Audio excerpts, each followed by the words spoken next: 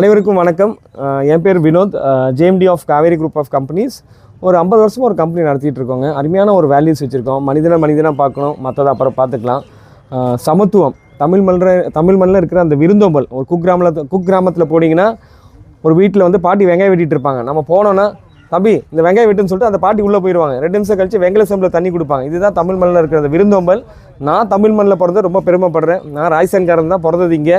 ரொம்ப சந்தோஷமாக இருக்குது. 41 வயசு ஆச்சு எனக்கு.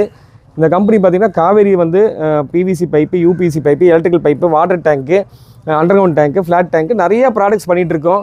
5 வண்ணங்களில் வந்து 8 வண்ணங்களில் நம்ம டேங்க் பண்ணிகிட்ருக்கோம். நம்ம டேங்க் யானை வச்சு ஆனைக்கட்டியில் 2 தடவை அந்த இன்சிடென்ட் நடந்திருக்கு. அது நம்ம ஃபுட்டேஜெலாம் வந்து கஸ்டமர் டெஸ்டிமோனியல் வச்சுருக்கோம்.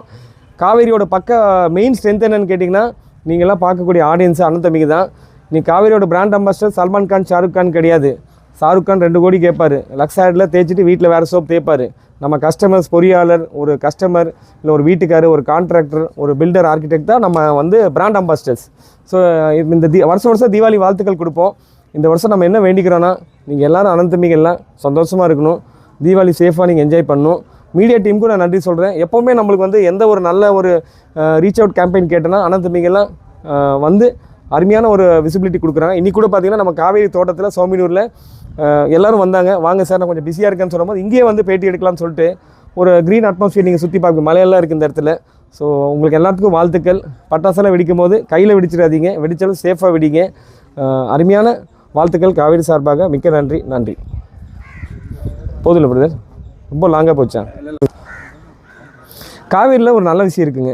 நம்ம கம்பெனியில் வந்து இன்றைக்கி வந்து லேபர் ஷார்ட்டேஜ். தமிழ் மண்ணில் வந்து இன்றைக்கி வந்து நல்ல ஒரு வேலை வாய்ப்பு இருக்கிறதுனால கவர்மெண்ட் நிறையா பண்ணிகிட்ருக்குங்க. ஸோ கூலி வேலைக்கெல்லாம் ஆள் இப்போ கிடைக்கிற கஷ்டம். ஏன்னா அதோட வந்து நல்ல சம்பளத்துக்கு நிறைய பேர் நல்லா படித்து நல்ல சம்பளத்துக்கு போயிட்டுருக்காங்க. ஸோ நார்த் இந்தியாவிலேருந்து மைக்ரண்ட் லேபர்ஸ் நிறைய பேர் வராங்க. எல்லா ஸ்டேட்லேருந்து நம்ம கம்பெனியில் இருக்காங்க. எல்லாத்துக்கும் ஒரு வணக்கம் சொல்லுவான். அவன் அந்த கஷ்டத்தில் வேலை செய்கிறனால தான் நம்ம வந்து சொகுசாக கம்ஃபர்டபுளாக இருக்கும். அந்த நன்றி கடன் வந்து நம்ம காய்கிறக்காக வருஷம் அவங்களுக்கு வந்து ஒரு நல்ல ஒரு ஊதியத்தை வந்து போனஸாக கொடுக்குறோம், ஸ்வீட் பாக்ஸ் கொடுக்குறோம். இப்போ கூட நேற்று பார்த்திங்கன்னா காவேரியில் வந்து ஒரு அவார்ட்ஸ் நைட் பண்ணோம்.